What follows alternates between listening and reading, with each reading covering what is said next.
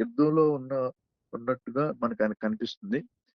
అయితే ఆ యుద్ధం అనేది కొంచెం ఆహ్, ఇదిగా అక్కడ ఏంటంటే ఓడిపోయే స్థితిలో ఉన్నట్టు గాని, లేకపోతే అక్కడొక కలవరం నెక్స్ట్ ఏంటంటే దేవుడు వాళ్ళని ఇడిచిపెట్టాడేమో అన్న ఒక మనం మొదట 3 వచనంలో చూస్తే మనకి కనిపిస్తుంది. అయితే 4 వచనంలో చూస్తే, "సత్యం నిమిత్తం ఎత్తుపడుటకై నీ యందు భయభక్తులు గలవారికి నీవు ఒక ధ్వజం నిలిచియున్నావు." ఈ యొక్క వచనంలో చూస్తే బ్రదర్స్, సత్యం నిమిత్తం ఎత్తుపట్టుటకై ఎవరైతే సత్యమందు నిలిచి ఉంటారో, భయభక్తులు కలిగి ఉంటారో, వారిని దేవుడు ఆశీర్వదించాలని నెక్స్ట్ అలాగే వాళ్ళని దేవుడు తన యొక్క నామంలో మన ద్వారా ఆయన యొక్క నామాన్ని మహిమపరుచుకోవాలని ఎంతో ఆశపడుతున్నాడనే విషయం నాకు అర్థమవుతుంది బ్రదర్స్. అలాగే మనం చూస్తే ఇంకా అలాగా తర్వాత ఆ యొక్క ప్రదేశాలు, ఆ యొక్క ప్రాంతాలు ఏవైతే శత్రువు చేత అక్కడ గిలాదు గాని, మనష్షే గాని, ఎఫ్రాయిం గాని, ఈ యొక్క మోయాబు గాని, ఈ యొక్క ప్రదేశాలన్నీ గూడా ఆహ్, ఒక శత్రువు చేత ఆక్రమించబడి ఉన్నాయి. వాటిపైన యుద్ధానికి దావీదు వెళ్ళాడు. ఆ యొక్క విద్ ఆ యొక్క వాటిని ఆహ్, స్వతంత్రించుకొనుటకు అక్కడ దావీదు మనకి యుద్ధం చేస్తున్నాడు. అయితే ఆ యొక్క యుద్ధంలో జయం ఆహ్, జయం పొందుకునే ముందు చేసిన ప్రార్థన మనం చూసాం 4 వచనంలో.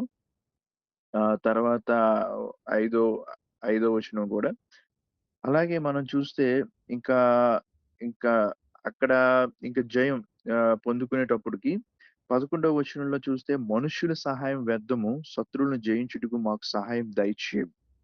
ఇక్కడ ఈ యొక్క మాట చాలా మనం చూస్తే మనుషుల సహాయం వ్యర్థం. అవును బ్రదర్స్. మనం చాలా సార్లు ఆహ్, మనం ఎప్పుడైతే మనుషులను నమ్ముకుంటామో, లేకపోతే మన చుట్టూ ఉన్న మన జ్ఞానమును బట్టి గాని, లేకపోతే పరిస్థితులను బట్టి గాని మనం వెళ్తున్నప్పుడు ఆహ్, అవన్నీ కూడా వ్యర్థం.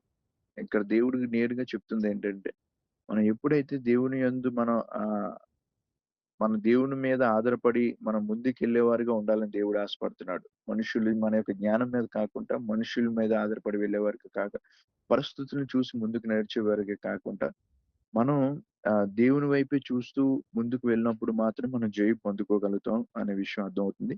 అలాగే 12వ వచనంలో కూడా చూస్తే, దేవుని వలన మేము శూర కార్యములు జరిగించెదము. మా శత్రువుల్ని అణగదొక్కువాడు ఆయనే. అవును. దేవుని వలన మాత్రమే మనం శూర కార్యం చూడగలం. ఎందుకంటే, అది దేవునికి మాత్రమే మహిమ పొందుకోవాలని ఆయన ఎంతో ఆశపడుతున్నాడు.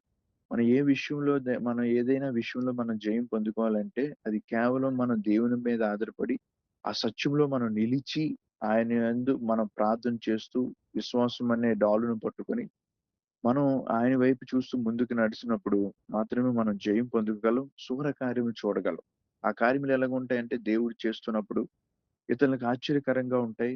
ఇది మనుష్యులకు అసాధ్యం. దేవుడికి మాత్రమే సాధ్యం.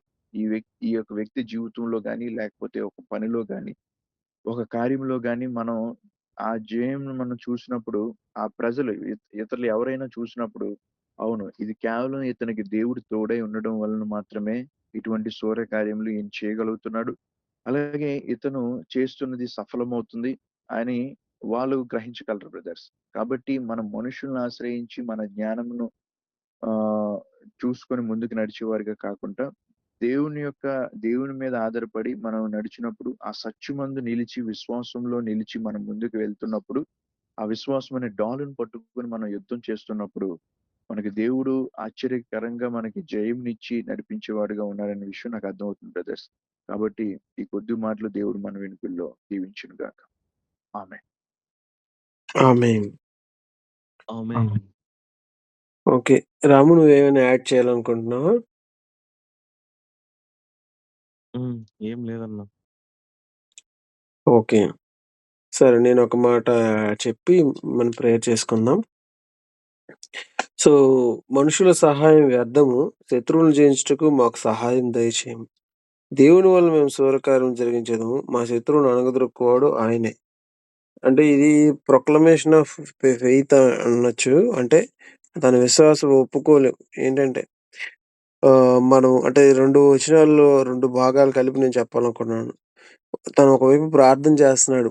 నా శత్రువులను జయించడానికి మాకు సహాయం దయచేయమని. ఈరోజు మన శత్రువు ఏ మనిషి కాదు గానీ సాతాను. మరి వాడి ప్ర చర్య ఏంటంటే ఒక రకమైనటువంటి శ్రమలు లేదా పాప సంబంధమైనటువంటి శోధనలు. సో, వీటిని జయించడానికి మాకు సహాయం చెయ్యు అని ఒకవైపు ప్రార్థిస్తూ, ఇంకోవైపు తన యొక్క అంటే నిస్సహాయ స్థితిని గుర్తించి నా అంతట నేనేమి చేయలేను అని గుర్తించి, దేవుని వల్ల మేము శూరకార్యం జరిగించెదము. నాకు దేవుడున్నాడు. నేను దేవునితో కలిసి నేను శూరకార్యంలో అంటే ఇటువంటి జయ జీవితాన్ని నేను జీవించగలను అనేటటువంటి ఒప్పుకోలు మనకి కనబడుతుంది. అంటే మనము అలాగున మనం మా శత్రువులను అంటే ఈ పాపము లేదా ఏదైతే శోధన ఉంది, సాతానున్నాడో అతన్ని అణుగదొరుకోవడం ఆయనే. కాబట్టి మరి మన జీవితాల్లో మనకి ఏదైతే పాపంలో మనం జయం సాధించలేకపోతున్నామో, విజయం సాధించి ఇంకా ఓటమిలో నడుస్తున్నామో, ఆ విషయంలో మనం ప్రభువుకి ఆహ్, ఆహ్, ప్రార్థన చేసి ఇటువంటి ప్రార్థననమాట. ప్రభువా! ఈ విషయంలో నేను జయించలేకపోతున్నాను ప్రభు. ఇది కొండవలె నా దారికి అడ్డంగా ఉంది. దీని నజరేయుడైన యేసు నామములో తొలగిస్తున్నానని చెప్పి, ప్రభువా! నేను ఈ పాపాన్ని జయించడానికి సహాయం చెయ్యి అని ఒకవైపు అడుగుతూ, ఇంకోవైపు ఏంటంటే మరి నిరుత్సాహపడిపోక, కృంగిపోక దేవుని వల్ల నేను శూరకార్యం జరిగిస్తాను అని మనము నమ్మడము, విశ్వసించడము జరుగుతున్నప్పుడు మన జీవితంలో మనం ఆధ్యాత్మికంగా ఎదుగుతాం.